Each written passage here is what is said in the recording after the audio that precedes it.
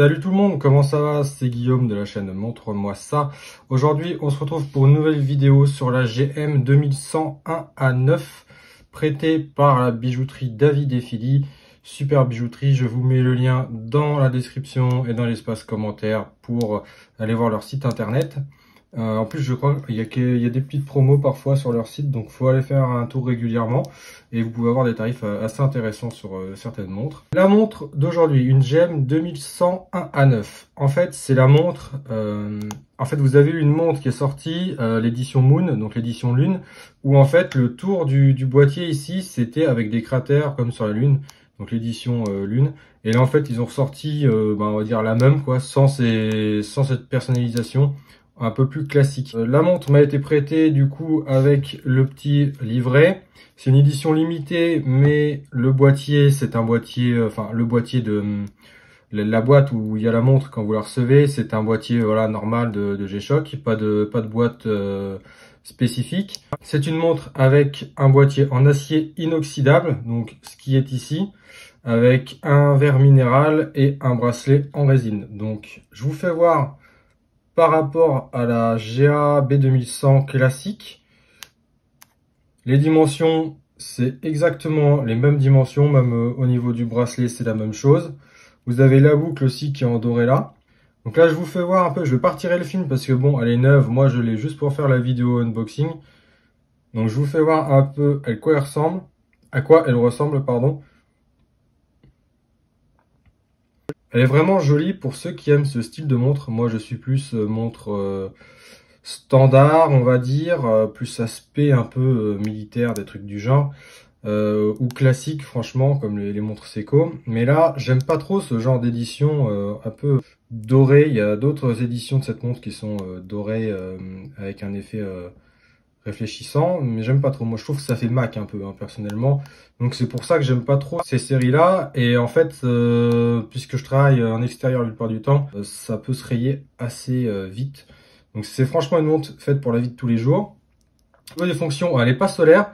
Donc, sur la publication de David et Philly, ils ne disent pas qu'elle est solaire. Et sur le site Casio G-Shock, ça ne le dit pas. Donc, je peux avoir du principe qu'elle est pas solaire.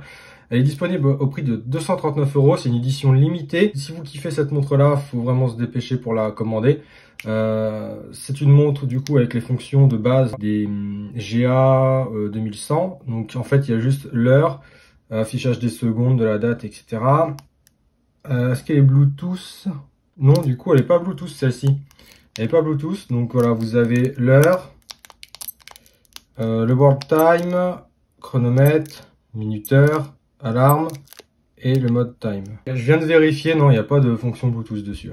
En fonction de la lisibilité, c'est une montre, franchement, il n'y a que les aiguilles qui se voient quasiment à première vue, comme ça quand on regarde la montre, il n'y a que les aiguilles qui se voient. Tout le reste autour, ça se voit beaucoup moins que sur celle-ci, par exemple.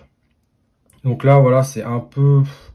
C'est pas terrible. Moi, j'aurais préféré voilà, une montre un peu plus lisible. Moi, j'aime bien les montres lisibles, sinon c'est un peu con d'avoir une montre qui est pas très lisible.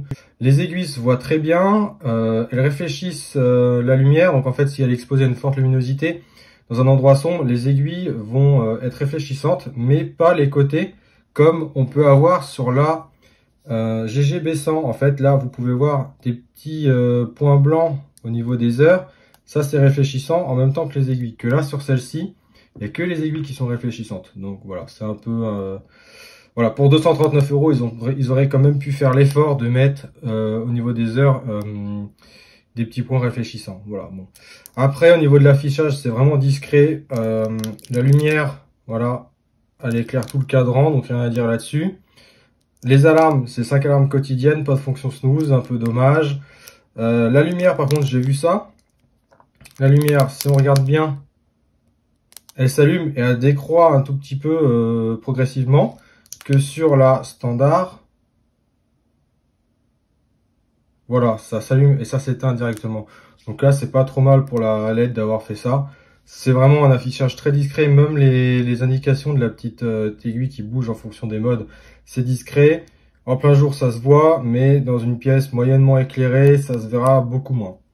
Voilà, donc j'espère que là j'ai fait le tour. Voilà, donc c'est une montre en édition limitée, je le rappelle. Donc si franchement vous kiffez la montre, moi je ne mettrai pas beaucoup de temps à la commander. Merci encore à la bijouterie David et Filles de me l'avoir prêté. N'hésitez pas à vous abonner et à liker. Allez, à la prochaine!